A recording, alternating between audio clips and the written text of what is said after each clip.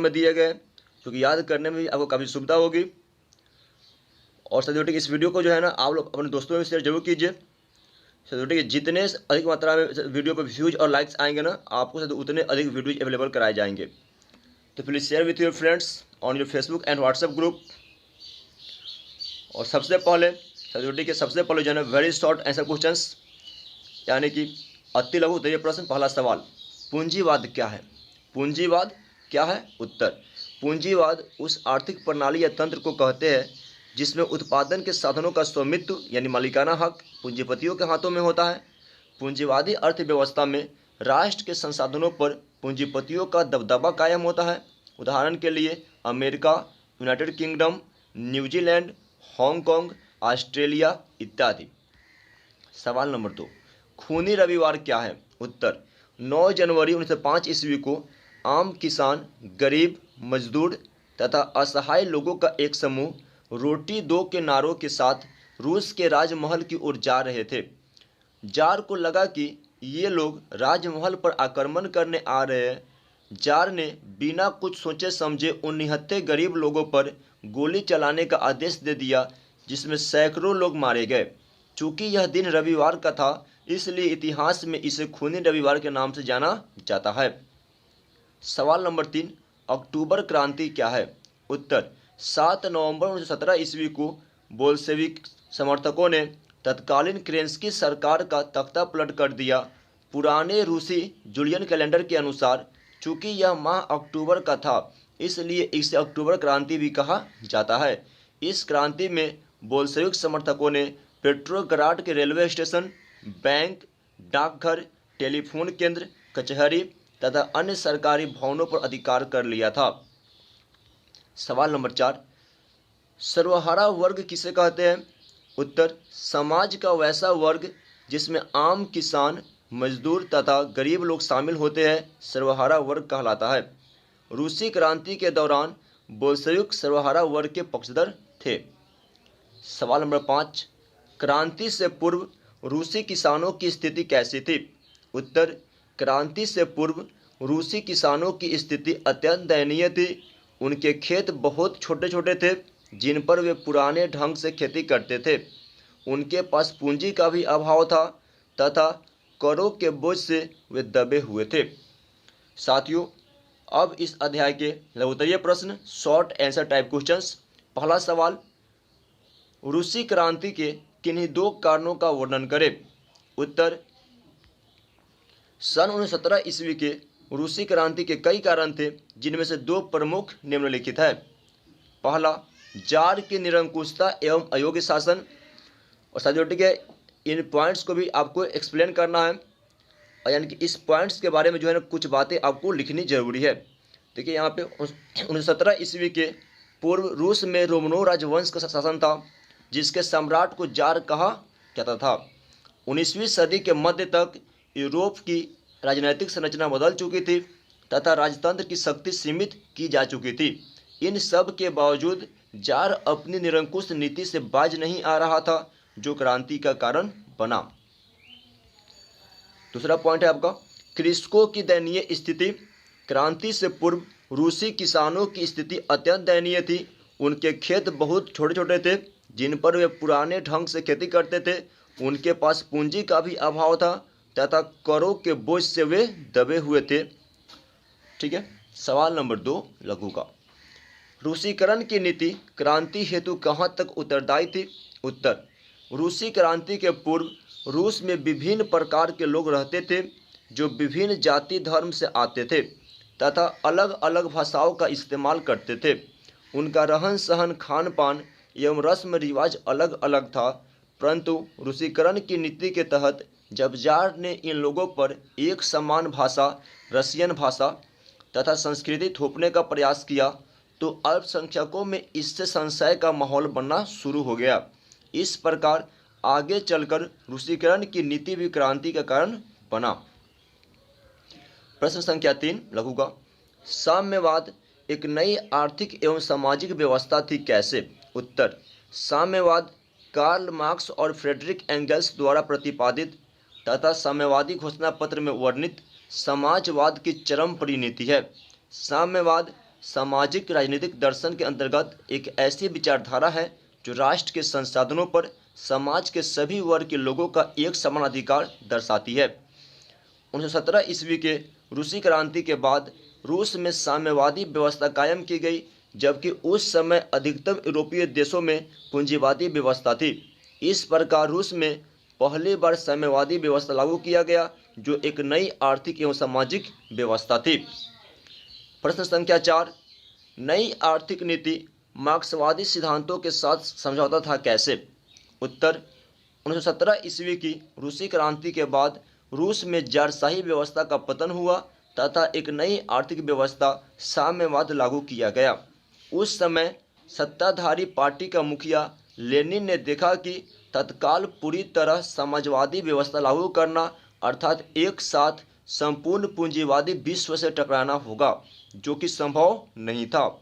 इसलिए सन 1921 ईस्वी में लेनिन ने समाजवाद एवं पूंजीवाद के बीच का एक रास्ता निकाला तथा किसानों और मिल मालिकों के पक्ष में कई नीतियां लागू की, जिसे नई आर्थिक नीति कहा गया।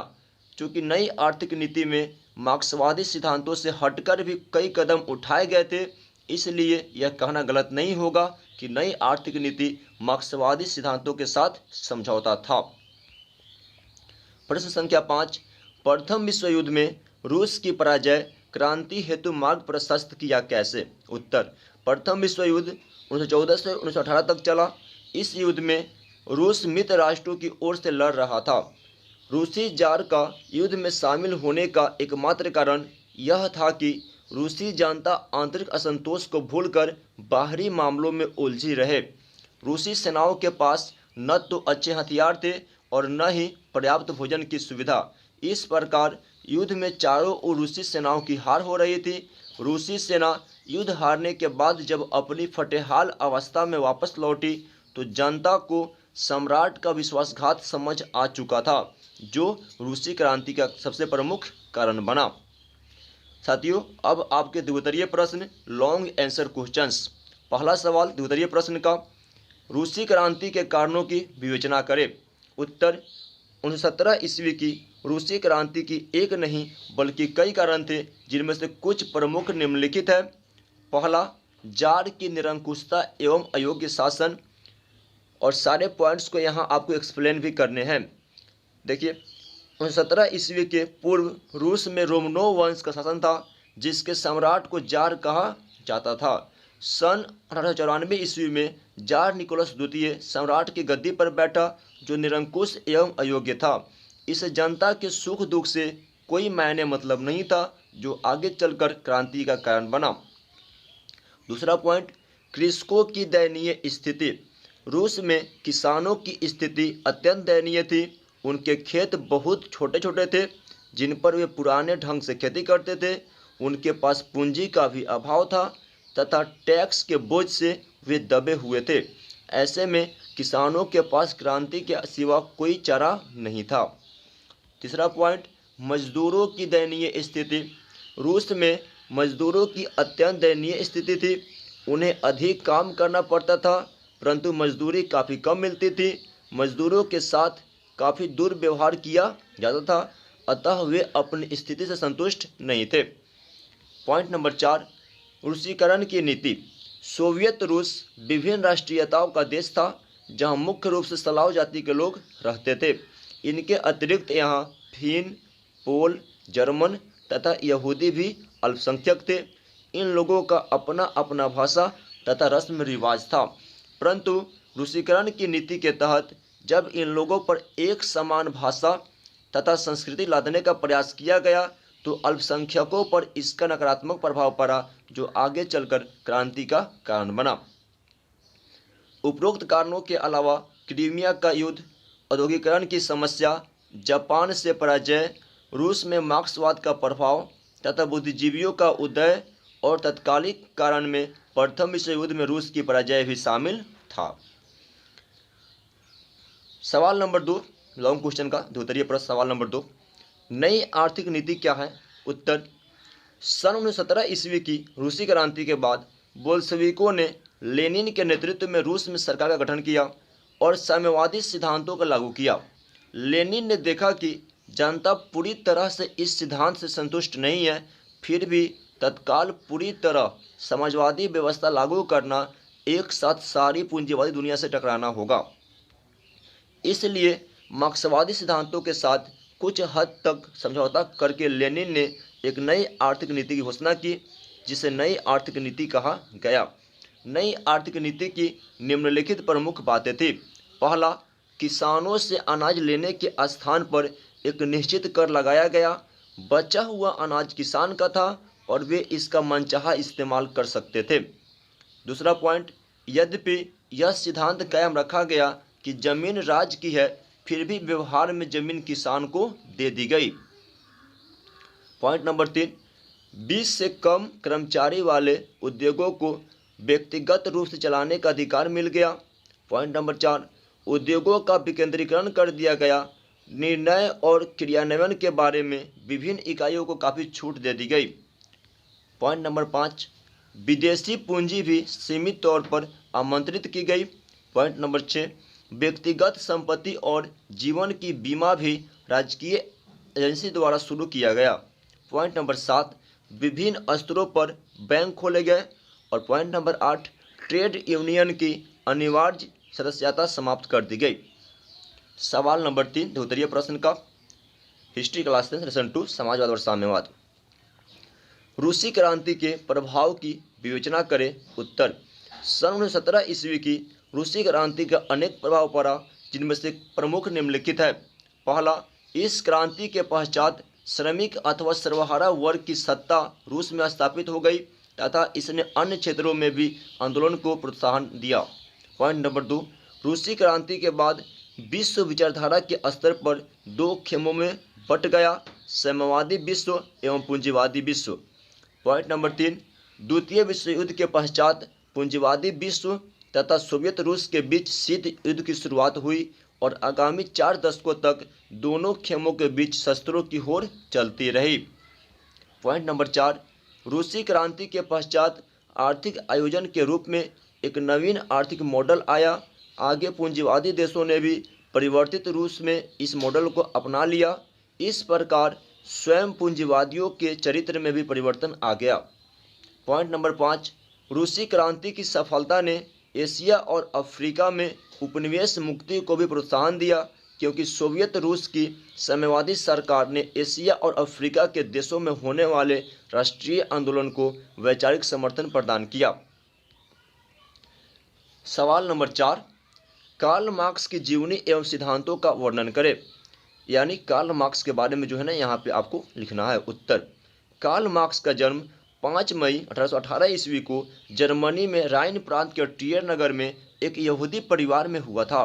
कार्ल मार्क्स के पिता हेनरिक मार्क्स एक प्रसिद्ध वकील थे, जिन्होंने बाद में चलकर ईसाई धर्म ग्रहण कर लिया था। मार्क्स ने बोन विश्वविद्यालय में विधि की शिक्षा ग्रहण की, परंतु 1836 ईस्वी में बर्लिन विश्वविद्यालय चले गए, जहां उनके जीवन को एक नया मोड़ मिला। मार्क्स हीगल के विचारों से प्रभावित था। 1843 ईस्वी में उसने बचपन के मित्र जेनी से विवाह किया। उसने राजनीतिक एवं सामाजिक पटल पर मॉन्टेस्क्यू और रूसो के विचारों का गहन अध्ययन किया। कार्ल मार्क्स की मुलाकात पेरिस में 1844 ईस्वी में फ्रेडरिक एंगेल्स से हुई, जिससे जीवन भर उसकी गहरी मित्रता बनी रही। एंजेल्स के विचारों एवं रचनाओं से प्रभावित होकर मार्क्स ने भी श्रमिक वर्ग के कष्टों एवं उसकी कार्य की दशाओं पर गहरा विचार करना आरंभ कर दिया। मार्क्स ने एंजेल्स के साथ मिलकर 1848 ईस्वी में साम्यवादी घोषणा पत्र प्रकाशित किया, जिसे आधुनिक समाजवाद का जनक कहा जाता है। मार्क्स ने 1867 ईस्वी में दास कैपिटल नामक पुस्तक की रचना की, जिसे समाजवादियों की बाइबिल भी कहा जाता है। कार्ल मार्क्स ने 5 सिद्धांत दिए, जो निम्नलिखित है। पहला, द्वंद्वात्मक भौतिकवाद का सिद्धांत। दूसरा, वर्ग संघर्ष का सिद्धांत। तीसरा, इतिहास की भौतिकवादी व्याख्या। चौथा, मूल्य एवं अतिरिक्त मूल्य का सिद्धांत। और पांचवा, राज्य विहीन व वर्ग विहीन समाज की स्थापना। सवाल नंबर 5 अध्याय 2 का, यूटोपियन समाजवादियों के विचारों का वर्णन करें। उत्तर, यूटोपियन का अर्थ स्वप्नदर्शी होता है। इस सिद्धांत का सर्वप्रथम व्याख्याता सेंट साइमन था, जिसका मानना था कि राज्य एवं समाज को इस ढंग से संगठित करना चाहिए कि लोग एक दूसरे के शोषण करने के बजाय मिलजुल कर प्राकृतिक संसाधनों का उपयोग करें। उनका यह भी कहना था कि लोगों को गरीबों के नैतिक एवं भौतिक उत्थान के लिए काम करना चाहिए, प्रत्येक को उसकी क्षमता के अनुसार काम तथा प्रत्येक को उसके कार्य के अनुसार वेतन देना चाहिए। आगे चलकर यही वाक्य समाजवाद का मूल नारा बन गया। एक अन्य विचारक चार्ल्स फॉरियर था जो औद्योगिक कार्य का विरोधी था। इसके अलावा एक अन्य फ्रांसीसी चिंतक लुई बला था जिसने राजनीति में भी भाग लिया। उसका मानना था कि आर्थिक सुधार तो हो लेकिन उसके पहले राजनीतिक सुधार होना आवश्यक है। एक महत्वपूर्ण यूरोपियन चिंतक रॉबर्ट ओवेन था जिसने स्कॉटलैंड में एक कारखाना लगा रखा था। उसने अपने कर्मचारियों को अच्छी सुविधाएं तथा वेतन दिया।